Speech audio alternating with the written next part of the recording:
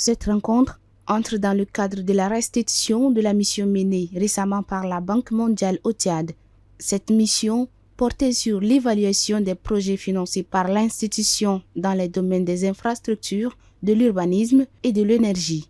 Au cours de près de 2 heures d'échange, les deux parties ont passé en revue plusieurs projets en cours. 3 projets liés au transport ont été examinés. Il s'agit de la réhabilitation de certaines routes, de l'interconnexion routière entre le Tchad et le Cameroun, ainsi que l'achèvement du pont de Bidaya.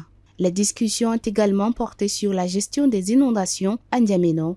Les échanges ont notamment concerné le lancement des travaux de la digue de Ngeli. Cet ouvrage, d'une longueur de 3 km et d'une hauteur de 6 mètres, devrait être réalisé dans un délai estimé à 4 mois.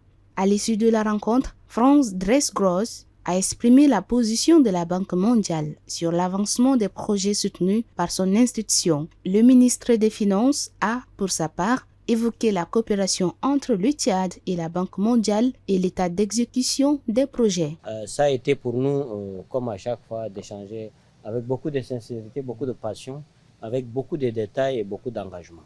Du côté de la Banque mondiale, nous avons noté ensemble l'excellence de notre relation, de notre coopération, mais aussi la grande dynamique et l'arrivée à maturité d'un certain nombre de projets.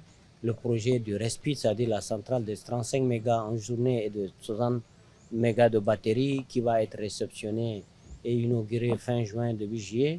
L'autre centrale dans la zone des gaz. Les deux parties ont également abordé des actions liées à l'évaluation des eaux pluviales, au curage des caniveaux et à l'appui aux municipalités.